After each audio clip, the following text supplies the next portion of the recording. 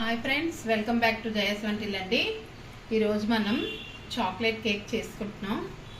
కావాల్సిన పదార్థాలండి: కప్పు పంచదార పొడి, కప్పు మైదా, 3 గుడ్లు, vanilla essence 1 spoon, baking powder 1 spoon వేసామండి. బేకింగ్ సోడా 1/2 స్పూన్ వేసాం.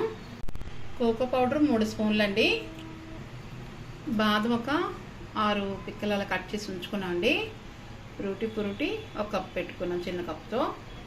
1 కప్పు ఆయిల్ అండి, రిఫైండ్ ఆయిల్ వేస్తున్నాం. 3 గుడ్లు వేసామండి. బీట్ చేస్తాం అండి. 3 గుడ్లు వేసి ఇలా బీట్ చేసుకోవాలండి.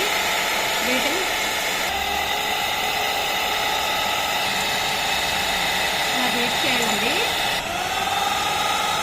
మనకి ఇలా వేయకండి, వెన్నీళ్ళు వేసుకుంటూ ఆ క్యాప్తోనే మనం కప్పు వేసుకుంటున్నాం. పంచదార పొడి కొద్ది వేసుకుంటూ మనం బీట్ చేయాలండి. ఇప్పుడు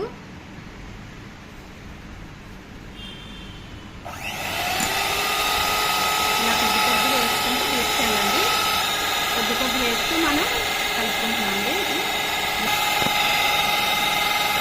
కొద్ది వేస్తూ ఇలా బీట్ చేసుకోవాలండి. పంచదార పొడిని కలిపేలాగా కలుపుకోవాలండి. ఆయిల్ వేస్తున్నామండి. రిఫైండ్ ఆయిల్ తీసుకున్నాం కదా, ఇది కూడా బాగా వేసుకోవాలి. మనం మొత్తం మన అన్నిటిని ఆయిల్, పంచదార, గుడ్లు కలుపుకున్నామండి. మిగతావి ఇప్పుడు కలుపుకుందాం. వెనిలా ఎసెన్స్ కూడా కలిపిస్తున్నాం. బేకింగ్ పౌడర్ వేస్తున్నామండి. బేకింగ్ సోడా వేస్తున్నామండి. 2 కలిపిసుకుంటూ కలిసిపోయండి. ఇప్పుడు కోకో పౌడర్ వేస్తున్నాం. మైదా కొద్దిగా వేస్తూ కలపాలండి. కోకో పౌడర్ అన్నీ కలిసిపోయి ఇలా ఒకే యాంగిల్లో కలుపుకోవాలండి. మనకి బబుల్స్ వస్తున్నాయి చూసారా, ఇలా బబుల్స్ రావాలి.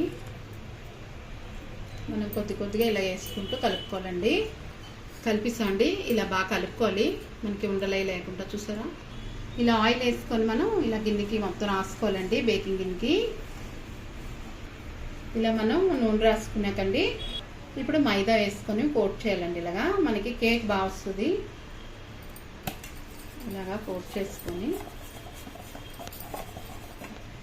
మైదా మొత్తం ఇలా ట్యాప్ చేస్తే వచ్చేస్తుందండి ముందుకి. మనం ఇది వేడి చేసుకొని ఉంచుకున్నామండి సిమ్లో పెట్టి. వీటైతే మనం ప్లేట్ వేసుకుంటున్నాం. అప్పుడు మనం ఇలాగా గిన్నెలో వేసుకోవాలండి. రెడీ చేసుకున్న దాంట్లో సగానికి వేసుకోవాలండి. ఇలా వేసుకున్నది ఇలా ట్యాప్ చేయాలండి. కరెక్ట్ ఇలా ట్యాప్ చేసుకుంటే మనకి బబుల్స్ ఏమన్నా కరెక్ట్ వస్తుంది. ఎంత పెట్టుకోవాలండి. మనకి చేయి కాలుతుంది, సైడ్లో వేడి చేసాం కదా, ఇలా పెట్టించుకొని ఫ్రూటీ వేసుకుంటాం. ఫ్రూటీ వేసుకున్నాం అండి. ఇప్పుడు బాదం వేస్తున్నాం కట్ చేసినవి. మూత పెట్టిస్తున్నాం అండి. 30 నిమిషాలు ఉంచుకుంటాం సిమ్లోని. చూద్దాం, కేకు మనకి రెడీ అయిపోయిందండి. ఒక అరగంట తర్వాత చూస్తున్నాం.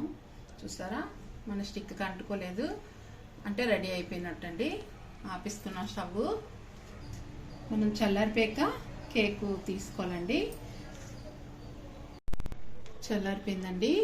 ఇప్పుడు మనం ఈ అంచుల్ని ఇలాగా చాక్తో ఇలా అనాలి.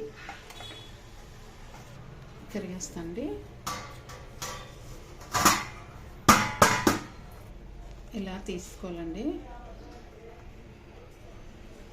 మనకి చూసారా, మనం నూనె అది నూనె రాసి పిండి వేయడం వల్ల చూసారా మనకు అసలు అంటలేదు. చక్కగా వచ్చింది కేకు. కట్ చేస్తున్నానండి.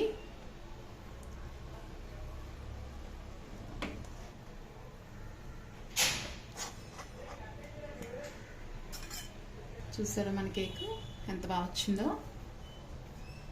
పొంగింది చూసారా, చాలా బాగుంటుందండి.